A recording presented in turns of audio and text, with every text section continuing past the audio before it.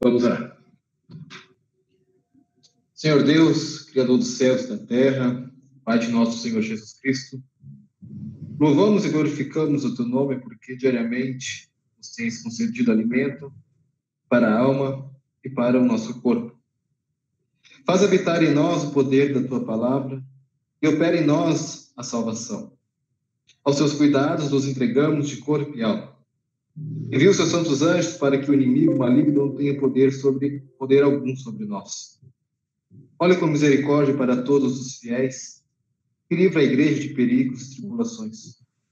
Conforta pelo Espírito Santo aos aflitos e angustiados e concede a todos a paz celestial. Por Jesus Cristo, Teu Filho, nosso Senhor, que vive e reina contigo e com o Espírito Santo, com só Deus, agora e sempre. Amém. Amém. Muito obrigado, pastor Felipe. Depois, no final, eu gostaria que alguém se prontificasse também para entoar o hino do final. Então, se alguém quiser cantar, escreve ali no chat, eu mando uma mensagem aqui no particular, tá bom? Nós vamos agora, então, para o nosso estudo de hoje, que, conforme eu disse, é o último desta série dos estudos de História da Renascença. Deixa eu ver se consigo colocar aqui. Vocês me dizem aí se projetou? Ainda não. Não. Ainda não? Não. Ainda não.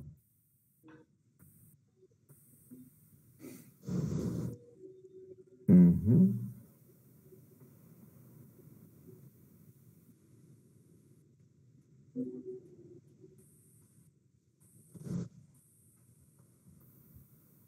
Sempre na hora de compartilhar o mesmo parto, né? Vamos ver se vai funcionar agora.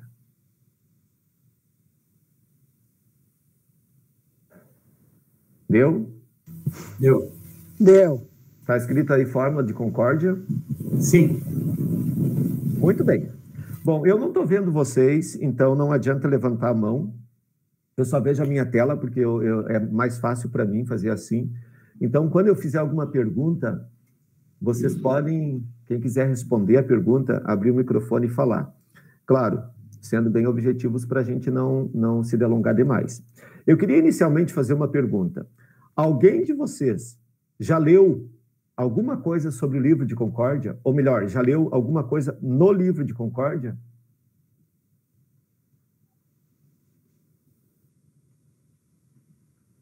Pelo jeito, não. Alguém tem um livro de Concórdia em casa? O que é o livro de Concórdia? Então, isso que vamos olhar hoje. Pastor Felipe, tem um livro de Concórdia aí, pastor? Tem. É físico ou está em PDF? Físico. Físico. PDF também. Mostra aí, ó, do povo o que é um livro de Concórdia. Está mostrando? Tô. Não parece. Olha aí, o livro de Concórdia é um livro tão grosso quanto uma Bíblia, mas ele não tem tanta escrita quanto uma Bíblia. Eu queria hoje começar, eu queria falar um pouquinho sobre esse livro de Concórdia, ou Fórmula de Concórdia, mas mais basicamente sobre o livro de Concórdia. Nós estudamos um pouquinho lá sobre a Reforma em 1517, partimos de lá. Então, eu trouxe algumas coisas hoje para a gente compreender sobre o livro de Concórdia. Após a Reforma de 1517, então, que foi lá no 31 de outubro de 1517, muitos teólogos eles se tornaram discípulos de Lutero, ou seja, seguidores das ideias de Lutero. Muitos teólogos, então, pastores, levaram a teologia luterana para as suas igrejas, para as suas paróquias, e muitas cidades, então, tornaram-se protestantes, né? Seguindo as ideias de Lutero, que depois ficou conhecido como luteranos, ou Igreja Luterana, que nós vimos que inicialmente foi um apelido pejorativo dado pela oposição, no caso a Igreja Romana. Lutero, ele deixou talvez um resumo do seu pensamento nessa frase que eu transcrevi aí. A razão deve calar-se perante o claro testemunho da palavra de Deus. Embora as consequências disso sejam aparentemente lógicas em alguns casos. Essa, para mim, é uma frase que ela sempre faz muito sentido, porque muitas das controvérsias ou das discussões teológicas que a gente assiste também no nosso tempo, e naquele tempo não foi diferente, é porque muitas vezes a razão humana não se cala perante aquilo que ela não consegue compreender da palavra de Deus. Então, é o caso, por exemplo, da presença real de Cristo na Santa Ceia. Como nós vimos, esta é uma das ideias que levou luteranos e reformados a se separarem. Uma das mais fortes, né? Quando Calvino, então, defendia a presença espiritual de Cristo na Santa Ceia, e Lutero, então, os seguidores de Lutero permaneceram na presença real de Cristo, defendendo que no pão e no vinho está o corpo e sangue de Cristo, e os calvinistas, então, entendem que não, que vai muito mais simbolizar. Por que isso? Porque isso é um excesso de razão, né? A lógica não consegue acompanhar. Então, talvez essa frase resuma muito bem aquilo que nós, luteranos, pensamos a respeito da Escritura, ou da Palavra de Deus. A razão deve calar-se perante o claro testemunho da Palavra de Deus. Ou seja, mesmo que a gente não compreenda, então aqui já começa um princípio, né, do que é ser luterano. A teologia luterana, ela vai se calar diante daquilo que a Palavra de Deus não revela. Por isso, nós também não cremos, não aceitamos as revelações extras que não seja na Palavra de Deus, porque ali Deus se revela a nós, mesmo que não de uma forma completa como nós achamos que deveria ser. Ou seja, é completa, sim, porque Deus revelou tudo que é necessário para a nossa salvação. Mas não é completa, às vezes, aos olhos humanos que querem fazer especulação, não é? Querem saber detalhes, como da onde veio Deus, ou como é que vai ser lá no céu, nós vamos ou não vamos nos conhecer no céu. Bom, a Bíblia não tem respostas tão claras para todas essas perguntas, ou tão objetivas, né? Então, qual é a nossa posição? A posição daquele que é muito racional é descrer. E a posição daquele que é crente luterano, ele vai se calar diante do testemunho da palavra de Deus, que vai lhe bastar por ser um testemunho do próprio Deus. Desses seguidores, discípulos de Lutero, um dos mais destacados, e que foi também, conviveu na mesma época que Lutero, ajudou Lutero, foi um colaborador de Lutero, foi um homem chamado Philippe Melanchthon, ou Melanchthon. Esse era um teólogo também, mas ele tinha outras formações, ele era um linguista, ele era muito versado, então, em línguas, escrevia muito bem, e foi um grande colaborador de Lutero neste sentido. Ele foi também aquele que redigiu a Confissão de Augsburgo. A Confissão de Augsburgo foi o primeiro documento luterano, apresentado em 1530, perante o imperador Carlos V. E esta Confissão de Augsburgo, ela foi, então, aprovada, ou aceita, né, pelo imperador Carlos V, que a partir de 1530, então, passa a aceitar os luteranos como também uma religião tolerada, né, no Sacro Império Romano Germânico. Então, gravem bem isto, né? 1517 acontece a Reforma. 1530, temos o primeiro documento confessional luterano, que é a Confissão de Augsburgo.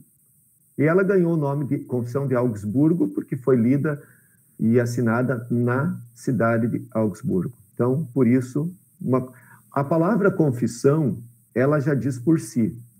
É aquilo que os luteranos confessavam. É aquilo que os luteranos criam. Claro, é um resumo das principais doutrinas ensinadas e cridas pelos luteranos. Bom, nesse meio tempo, desde que acontece a Reforma Luterana em 1517 em diante, várias controvérsias elas foram surgindo nos meios luteranos, né? Porque as igrejas eram igrejas livres. Cada cidade, cada lugar adotava o luteranismo E não existia, assim, uma única igreja luterana organizada em sínodo. Eram igrejas locais, independentes mesmo.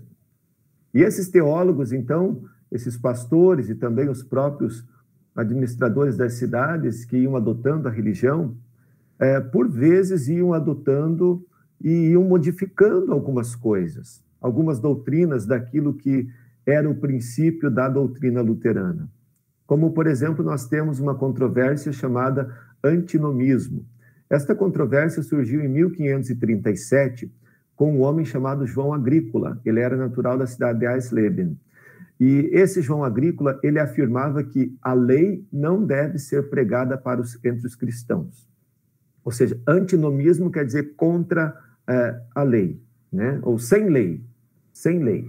A lei, nós sabemos, é a parte da teologia ou da palavra de Deus que denuncia o meu pecado, que mostra o erro, que aponta o meu pecado, mas ela não tem o poder de me trazer salvação.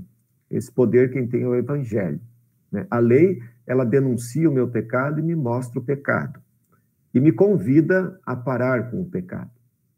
Então, esse João Agrícola dizia, não, isso não precisa ser pregado para os cristãos. Entre os cristãos só se deve pregar o Evangelho. Então, já era uma deturpação. Uma outra controvérsia que surge nestas igrejas livres, ela surgiu entre 1550 e 1560. É a chamada sinergismo. A palavra sinergismo sinergia, quer dizer com obras. Ou seja, essa controvérsia dizia que há no ser humano uma cooperação ativa na obra da salvação. É aquilo que a Igreja Romana também tem muito forte, a salvação pelas obras. Nós cooperamos de maneira ativa através das coisas boas que fazemos na obra da nossa salvação. No pensamento romano, esse sinergismo vai acontecer da seguinte forma: Deus, pela sua graça, começa, no dia do batismo, a fé no coração. E o ser humano, à medida que faz boas obras, completa a sua obra de salvação. Isso é um sinergismo. É uma cooperação na obra da salvação. Nós sabemos que, biblicamente, isso não é verdade.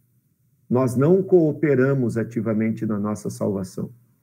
Nós a recebemos da graça de Deus, né? Por meio da fé em Cristo Jesus, os méritos de Cristo passam a ser nossos e nós, então, somos recebidos por Deus, nosso Pai. Então, esta foi uma segunda controvérsia. Uma outra controvérsia foi a rejeição da justificação de um homem chamado Osiandro. Era também um teólogo do luteranismo, um seguidor de Lutero. Então, data de 1550, ele rejeitava a justiça imputada. O que é justiça imputada? É colocada sobre. Imputar quer dizer colocar sobre. A justiça é a salvação que Deus coloca sobre nós. Ou seja, por causa de Cristo, ele transfere, né, por meio da fé, Deus transfere para o pecador a justiça que é de Cristo. Então, ele me declara justo por meio de Cristo. Esse Osiandro, ele dizia, não é assim. Não é simplesmente que Deus imputa. Não é simplesmente que Deus coloca sobre nós e nos declara. Não é a justiça forense, como nós costumamos ouvir nos meios luteranos. Mas para Osiandro, primeiro, Cristo vem até o coração do pecador de alguma forma, ele passa a habitar com o assentimento, quer dizer, com a concordância do pecador. Então, Cristo entra no coração e aí Cristo começa a fazer o processo de regeneração. Então, ele não acreditava no sacrifício expiatório de Cristo, ou seja, que a morte de Cristo foi suficiente para a salvação. Ele então entendia isto, né, que primeiro Cristo habitava e depois ele, com a sua presença no coração, ia provocando vontades no ser humano de fazer a vontade de Deus, agradar a Deus, e assim ia aos poucos regenerando. Isso também é uma controvérsia que está alheia à Escritura Sagrada. E também a controvérsia em torno da ceia do Senhor. Bom, como eu disse, o Melanchthon, ele foi um dos mais notados seguidores de Lutero. Só que o Melanchthon, ele tinha pensamento próprio, entre aspas. Ou seja, ele lia as ideias de Lutero, ouvia, estudava, mas ele as transformava muitas vezes. Ele elaborava essas ideias de acordo com as suas leituras, com seus pensamentos. E Melanchthon foi um pensador, um teólogo fortemente influenciado pelo humanismo. E ele, então, também, com o passar dos anos, ele foi fortemente afetado ou manchado pela teologia calvinista. E quando, depois da morte de Melanchthon, foi publicado em 1574 pelos seguidores de Melanchthon, uma publicação onde dizia sobre a influência calvinista na teologia de Melanchthon, principalmente na doutrina da predestinação e também no que diz respeito à Santa Ceia. Então, Melanchthon já não era mais um teólogo puramente luterano. Ele já era um teólogo manchado, mesclado com ideias da teologia reformada. Então, como eu disse, as igrejas luteranas, essas aí são algumas das principais controvérsias, né? Que surgiram, então, nesse meio tempo, por causa dessas igrejas que eram independentes. E essas controvérsias, elas acabavam afastando algumas igrejas do luteranismo original, porque elas iam se transformando num luteranismo onde cada um adaptava ao seu bel prazer. Cada um adotava aquilo que mais ou menos concordava, aquilo que não concordava fazia uma mudança, ou às vezes até por falta de conhecimento, não era nem que se criasse uma controvérsia, mas havia às vezes uma falta de compreensão e aquilo era entendido de qualquer maneira e cada um explicava da maneira como entendia. Então, diante de toda essa diversidade, dessas controvérsias, acontece uma necessidade. E essa necessidade que surge é a de ter uma confissão comum. Ou seja, falarem todos a mesma língua. O que é que vai caracterizar um luterano? Não é mais a cabeça de cada pastor, não é mais a cabeça de cada pensador, de cada teólogo, não é mais aquilo que cada governante entende por certo ou por errado ali no seu território. Nós precisamos de um documento, de uma confissão que seja comum para todos aqueles que se dizem luteranos. Então, é desta necessidade que vai surgir depois, um pouco mais tarde, o que hoje nós conhecemos como Livro de Concórdia. Vamos olhar um pouco mais sobre isso. Esta fórmula de concórdia, inicialmente, né? Fórmula de concórdia, ela é a primeira redação, melhor, dizendo de outro jeito, dessa necessidade de ter um ensinamento em comum entre os luteranos. O primeiro escrito foi de 1574. Esse escrito foi redigido por Jacó Andrea e ele tornou-se depois a base da fórmula de concórdia. E em 1575 ele recebeu uma revisão por Chemnitz e outros teólogos. Em 1576, o eleitor Augusto da Saxônia, ele convocou uma conferência na cidade de Torgau para que vários teólogos se reunissem e fizessem, então, uma revisão nesse material que havia sido escrito inicialmente. Então, esta conferência, notem bem, ela durou de abril até junho.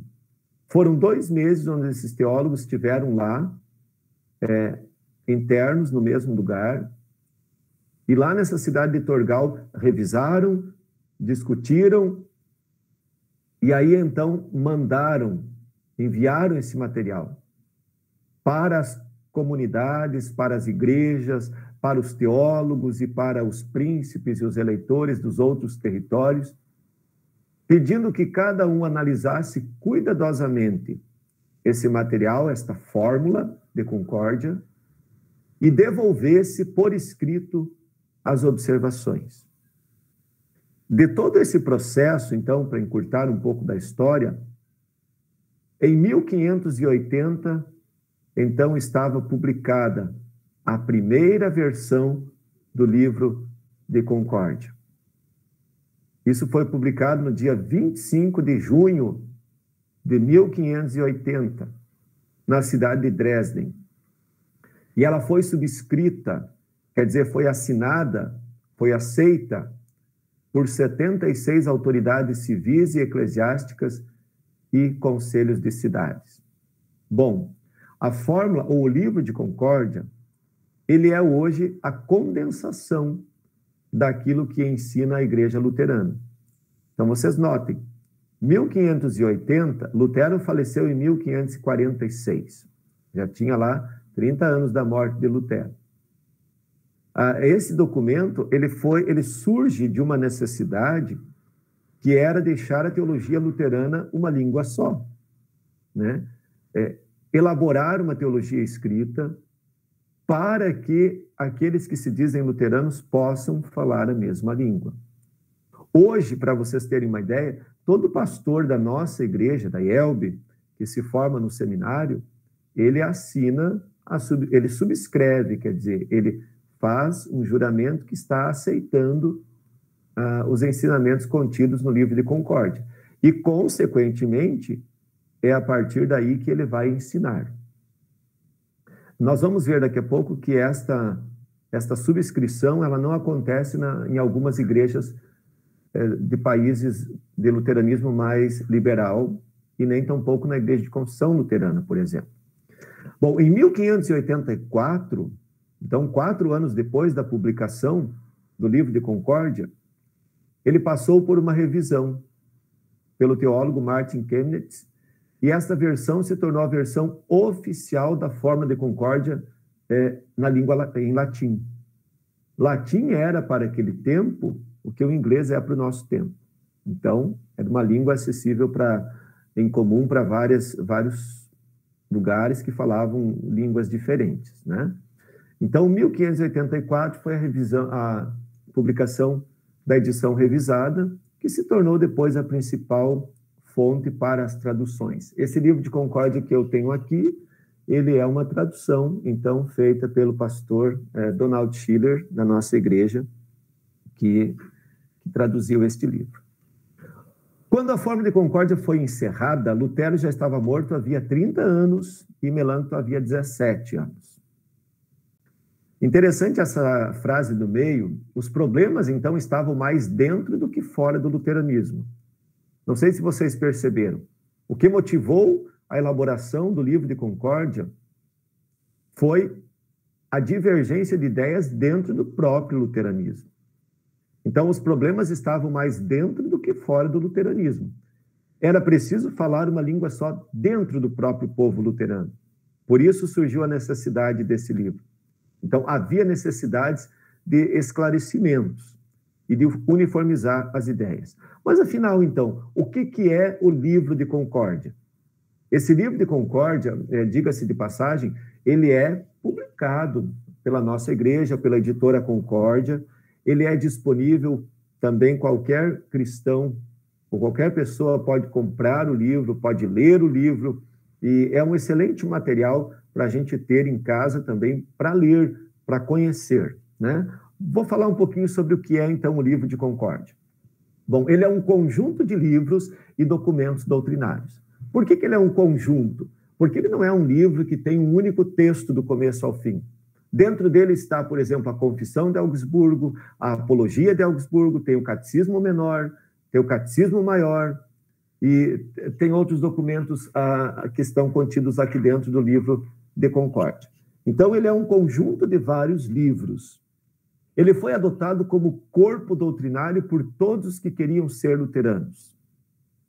E a sua aceitação mais calorosa foi na Alemanha. Então, ele se tornou o guia, o corpo doutrinário, quer dizer, o conjunto das doutrinas, a exposição das principais doutrinas que o luteranismo ensina. E foi adotado, então, naquele tempo, já nas igrejas, nas escolas, pelos príncipes eleitores de várias cidades, né, porque as religiões eram estatais naquele tempo, né, os governos decidiam as religiões. Então, ele se torna um guia de instrução. O livro de concórdia nunca foi unânime entre os luteranos. Por quê? Porque alguns lugares que sofreram menos perseguição ou menos oposição, eles não deram tanta importância ao livro de Concórdia. Como, por exemplo, os países da Escandinávia, do Reino Unido, da Inglaterra, que não sofreram fortes oposições.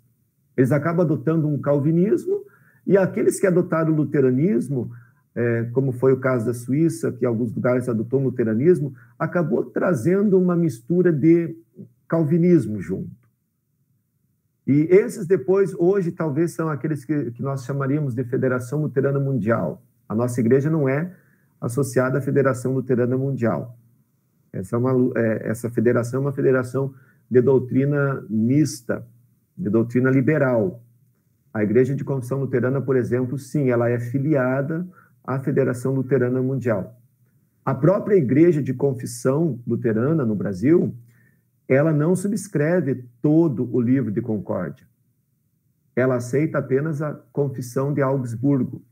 Por isso ela se chama Igreja Evangélica de Confissão Luterana, porque vem do documento confessional Confissão de Augsburgo. Então, alguns lugares só adotaram parte desse livro. O livro de Concórdia, ele é uma confissão de fé e não um tratado dogmático. Tratado dogmático é como se fosse um livro que expõe uma doutrina, defende essa doutrina e tenta explicar essa doutrina. Ok? Dogma quer dizer aquilo que se crê.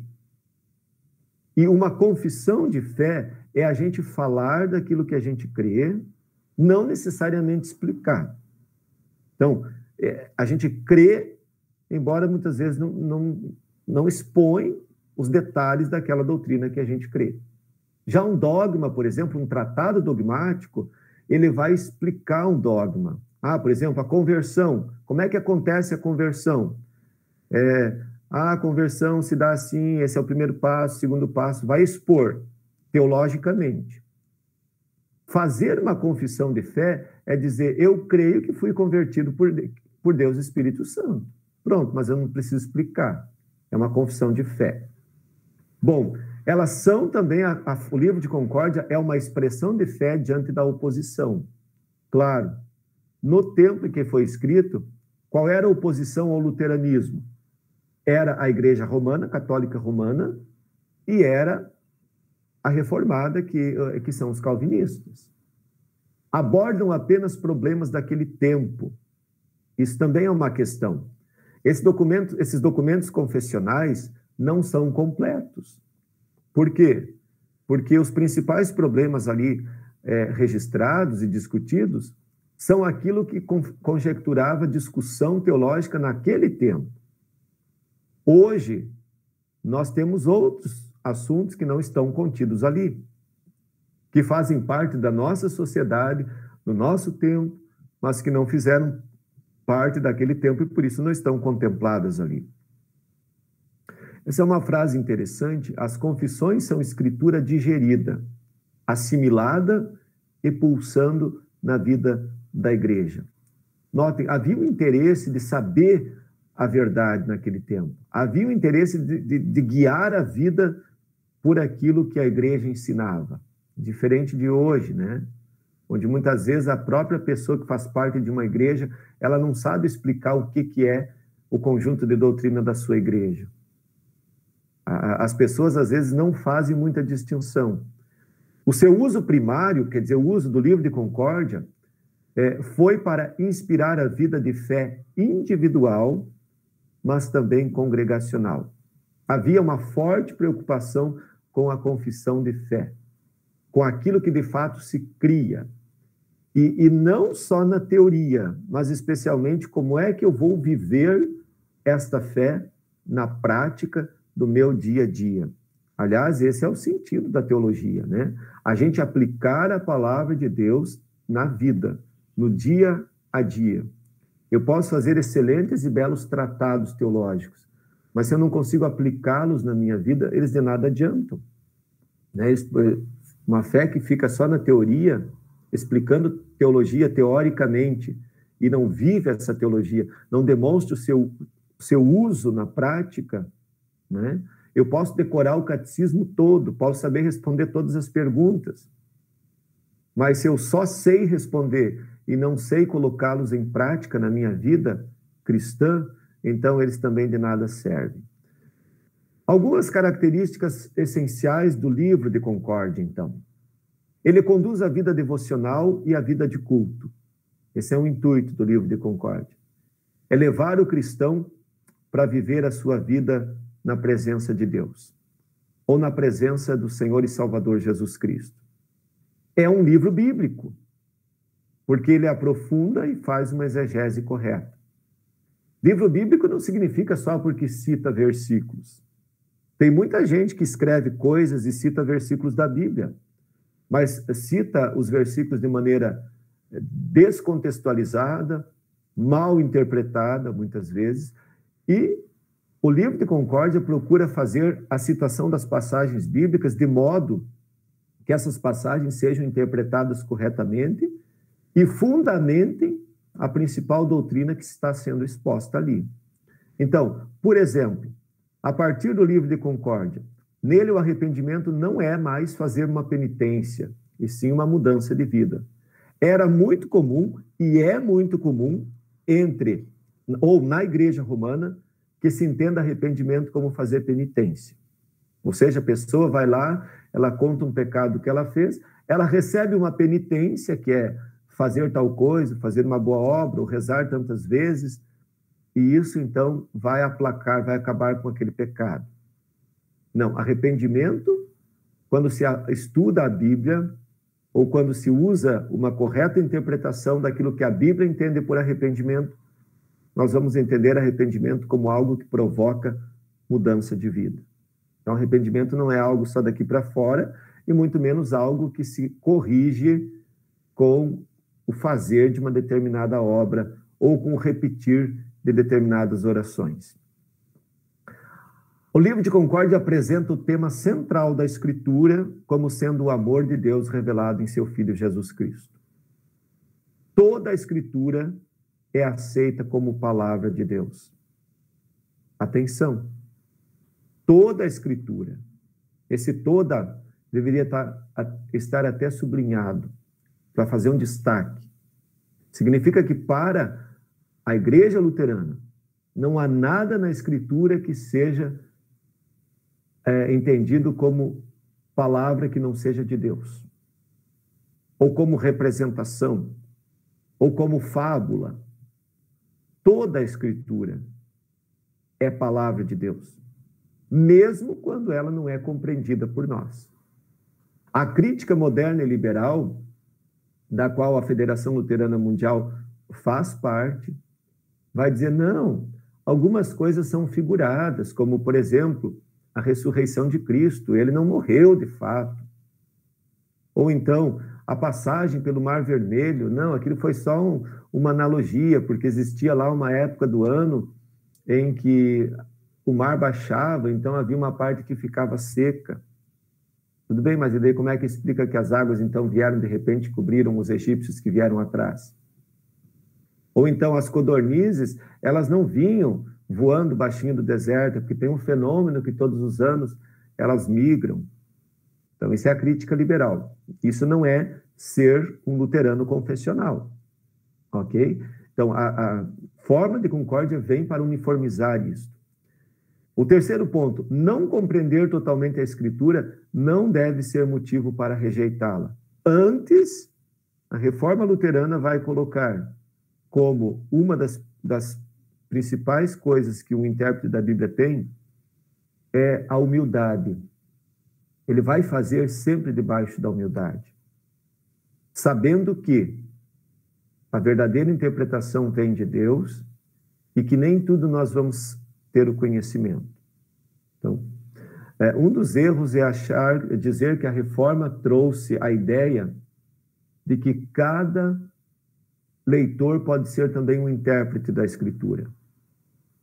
Tudo bem, esta é uma frase divulgada e atribuída ao pensamento de Lutero. Mas isso não pode ser mal compreendido. Mal compreendido no sentido, cada um interpreta do jeito que quer. Ou cada um modifica do jeito que quer, como, por exemplo, a polêmica recente agora que transformaram o versículo do Gênesis dizendo: e viu Deus que a diversidade era boa. Onde é que tem diversidade lá no texto sagrado, no original? Não tem. Isso é uma liberdade que alguém se deu o direito de colocar essa palavra lá. Mas se você defender isso, você está defendendo palavra que a Bíblia não diz. Fique você sabendo. Então, não compreender totalmente a Escritura não deve ser motivo para rejeitá-la. Mas também não significa que cada um agora tem o direito de sair lendo e interpretando como ele queira interpretar. Então, o testemunho bíblico é unívoco. O que quer dizer isso? Ele não é ambíguo, ele não pode dizer várias coisas, inclusive uma que contraria a outra, né? Então, aquilo que a palavra de Deus diz é uniforme, é uma única doutrina.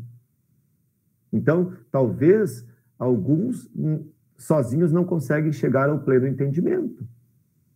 Então, é preciso se cercar de pessoas que conhecem mais, é preciso buscar jeitos, métodos corretos de interpretar a Escritura Sagrada. Então, cada leitor tem a liberdade de ler a Escritura e de interpretá-la, mas para isso ele precisa se certificar com alguém que está melhor preparado do que ele, para saber se a sua interpretação está no caminho, está correta. Deve procurar aprender alguns caminhos de interpretação bíblica, né? Então, tudo isso é importante. As confissões vão ressaltar isso. Olha só, as confissões consideram luteranos quem crê como luteranos creem. Às vezes eu fico pensando sobre isso. Se a gente fizesse um teste, quantos luteranos reprovariam no teste do que é ser luterano, né? Porque a gente às vezes brinca com isso, mas isso deveria ser levado mais a sério, no sentido de que muitos luteranos às vezes não sabem dizer aquilo que creem. E às vezes a gente vê luteranos dizendo assim, olha, há um exemplo bem clássico. Já escutei, e a gente tem que se calar às vezes porque não é o momento de corrigir, né? Luteranos que vão no velório e dizem assim, no intuito de querer conformar a pessoa, diz assim, e agora a sua mãezinha está te olhando lá de cima. Isso é espiritismo, gente. Isso não é doutrina bíblica. Ou então, agora lá da onde está orgulhoso de você. Não está orgulhoso coisa nenhuma. Biblicamente, isto é uma aberração falar uma coisa dessas, né? Não há esse tipo de... Então, as confissões consideram luteranos quem crê como os luteranos creem. Você conhece a doutrina luterana? Você conhece, de fato, o que é que nós, luteranos, cremos e ensinamos? Você já deu uma reconsiderada, já leu lá de vez em quando o Catecismo Menor? Quem não tem o Catecismo tem na internet, pode comprar a versão escrita se você prefere, tem lá no Inário, mas é preciso que a gente leia, para que a gente conheça, né, os princípios. As confissões são o consenso cristão dos luteranos. Quer dizer, isso aqui é o mínimo que nós, cristãos luteranos, entendemos como a verdade exposta da palavra de Deus. Então, as confissões, na realidade, são aquilo que o catecismo também é, uma exposição das principais doutrinas da Escritura Sagrada. O centro do livro de Concórdia é a doutrina da justificação pela fé. O que é isso? É dizer, em outras palavras, que nós somos salvos pela graça de Deus, por meio da fé em Cristo Jesus. Justificação na Bíblia é um sinônimo de salvação. Então, a salvação não se baseia nos méritos, nas obras, nas coisas boas que a pessoa faz, mas no Evangelho, que nada mais é do que a boa nova que Deus declara em Cristo os nossos pecados perdoados. Também as confissões não ensinam nada novo além daquilo que já se ensinava no tempo da igreja antiga, no tempo dos pais apostólicos. E para encerrar, na fórmula, no livro de Concórdia, a vida pulsando nele. Não é alguma coisa teórica, mas tem a ver com as questões da vida. Tem a ver com os assuntos que fazem parte do nosso dia a dia. A Santa Ceia, por exemplo. Como é importante entender o que é a Santa Ceia. Ir nela com consciência, se preparar, receber dignamente a Santa Ceia. Como é importante saber quem é o Deus a quem nós servimos, aonde ele se revela. Como é importante saber o que fazer na hora que eu me dou conta que pequei, que errei, que transgredi a lei de Deus, a vontade de Deus. Como é importante conhecer a graça de Deus, o amor de Deus, a esperança da vida eterna. Então, não é algo teórico, mas faz pulsar a vida e tem a ver com as questões da nossa vida, da nossa existência, de como servir a Deus aqui nesse mundo, mas especialmente também da esperança maior, que é a vida eterna. Eu espero que com esse estudo eu tenha despertado nos irmãos um desejo de pelo menos conhecer de perto alguns pedacinhos do livro de Concórdia, e que você agora tenha um pouco mais de clareza do que é o livro de Concórdia. Às vezes a gente se dá a impressão de que a reforma aconteceu lá em 1517 e no outro dia o mundo inteiro já estava pronto, católicos e luteranos. Não, levou um tempo, né? Olha, só a partir de 1580 que nós temos, então, uma formulação, um documento confessional, um corpo de doutrinas expostas, elaboradas, e que agora nos dizem o que significa ser, de fato, um luterano. Grande parte disso nós aprendemos no Catecismo Menor, né, as principais doutrinas. Encerro com essa frase de Martinho Lutero: qualquer ensinamento que não se enquadre nas Escrituras deve ser rejeitado, mesmo que faça chover milagres todos os dias. Se as pessoas adotassem essa frase como uma orientação nas coisas espirituais, muitas heresias deixariam de existir. Qualquer ensinamento que não se quadre nas Escrituras deve ser rejeitado, mesmo que faça chover canivete todos os dias, ou milagres todos os dias. Chover canivete do céu, né? É uma expressão que se diz. Isso vale, por exemplo, para quem insiste em dizer que falou com o morto, para quem insiste em dizer que teve uma aparição, para quem insiste em dizer estas coisas que a Escritura renega. Entre ficar com aquilo que é da minha imaginação, daquilo que eu penso que pode ser, o que pode não ser, e ficar com aquilo que é da Escritura, o cristão não tem dúvida. Ele vai sempre preferir a Escritura Sagrada. É isso, gente. Deixo a palavra franca para que vocês possam perguntar ou possam, de repente, colaborar ou até questionar. Boa noite a todos. Obrigada pela explanação. Me ocorreu uma dúvida ali em relação aos livros apócrifos. Existe alguma especificação nesse livro de Concórdia? Como é que funcionou, mais ou menos? Que ali me chamou a atenção, né, a frase: toda escritura é palavra de Deus. E aí tem esses tais de livros que em algumas bíblias, digamos, são consideradas, em outras não. Se puder fazer algum comentário sobre isso, obrigada. Obrigado. No livro de Concórdia não há nenhuma preocupação com os livros apócrifos. Os livros apócrifos são uma preocupação já que já estava teoricamente resolvida em partes nesse tempo, mas os livros apócrifos foram determinados pelos concílios da Igreja, e um dos quesitos que se levou em consideração para que alguns livros não entrassem foi o fato desses livros não fazerem menção ao nome de Jesus. E também uma outra coisa que nos deixa tranquilos com relação aos apócrifos, porque essa é uma discussão que não se encerrou ainda, Rayane. Ela é uma discussão que ainda gera polêmicas e gera dúvida, é o fato de que nos livros apócrifos não tem nada além daquilo que nós já encontramos nos 66 livros da Escritura. Então, Martinho Lutero, ele se limitou a dizer assim: os livros apócrifos são livros recomendados para boa leitura, porque o que neles está escrito servem como bons exemplos e boas lições tem lá dentro. Mas eles não se preocupam em expor fundamentalmente as doutrinas, assim como estão expostas no livro de Concórdia. Mais alguém? Pastor, o livro de Cantares, assim, eu nunca entendi por que esse livro entrou na Bíblia, e nem o de Ruth e de Esther. Uhum. O de Ruth e de Esther entraram na Bíblia muito mais para mostrar a linhagem de Jesus, cumprimento das profecias que diziam da linhagem de Davi.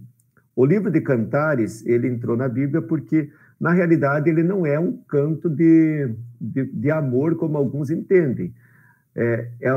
O esposo naquele livro é Jesus e a esposa é a igreja. Então, ele é um livro poético figurado. Então, por isso ele está na Bíblia, porque ele descreve o relacionamento íntimo que Cristo tem com a sua igreja, que são os seus fiéis, os seus seguidores na terra. Obrigada. Mais alguém? Reginaldo, você quer falar? O seu microfone está desligado. Ou você não quer falar? Ah, não. Tive a impressão que você queria falar. Pastor Felipe quer falar? Só ameaçou? Ok, gente, então é isso? Ninguém tem mais dúvida nem comentário? Então tá ótimo. Bom, com esse estudo a gente o que está aparecendo aqui agora? Alguém vai projetar alguma coisa aí? Com esse estudo a gente encerra essa sessão dos livros da história, tá? Não que esse assunto se encerre por aqui, porque ele é um assunto muito extenso, é um assunto que dá para estudar muito ainda sobre isso, né? Mas nesse momento a gente fica por aqui. Nós voltaremos no segundo semestre, na primeira quarta-feira de agosto, com outra temática, tá? Eu, por mim, continuo falando de história, mas eu sei que para muitas pessoas às vezes, mais difícil de acompanhar ou se torna, às vezes, um pouco chato para algumas pessoas. Então, por isso a gente vai dando umas mudadinhas de vez em quando. Temos alguém aí candidato para cantar agora? Pastor, você queria dar uma sugestão? Tem um livrinho, tinha da Concórdia, que se chama O que Ensinam os Luteranos, né? Ele é bem resumidinho, é legal também para quem tem, às vezes, dúvida. Ele é da Hora Luterana e esse livrinho faz parte do kit que a dona Dionilva prepara para entregar para aqueles que fazem a profissão de fé e se tornam da Igreja Luterana. Ok? Pastor, a colocação de algumas pessoas quando falece alguém, dizendo, virou uma estrelinha no céu, que o senhor me disse. Olha, é claro que ninguém vira uma estrela. Eu acho que essa é uma linguagem que foi usada para falar com crianças, né? E alguns acabam usando essa linguagem como uma forma de não saber como expressar a dor. Eu quero entender muito mais que é isso. Mas é uma maneira errada, né? A gente não deveria ensinar assim, a gente deveria ensinar o correto para as crianças. Aliás, a gente é uma sociedade que nega a morte, que nega a dor, né? E a gente deveria ensinar para as nossas crianças. Eu, pessoalmente, agora é a minha opinião, tá? Não estou falando como pastor, agora estou falando a minha opinião. Eu, pessoalmente, sou contrário à ideia de privar as crianças de velório. Na minha compreensão, velório é algo natural após a queda em pecado da vida humana, faz parte da dor, faz parte do sofrimento, e nós deveríamos, sim, com todo cuidado e com todo amor, explicar para as crianças e levar as crianças, sim, a presenciarem também esses momentos. Aquilo que não se faz como despedida intensa na morte, resulta depois em traumas na idade adulta. Então, é importante, sim, mas é a minha opinião. Eu sei que tem pessoas que discordam e eu respeito aqueles que discordam também. Mas eu não ensinaria, não diria, a Ana Laura não vai aprender que quando morrer algum parente virou uma estrelinha. Ela vai aprender que foi morar com Jesus no céu.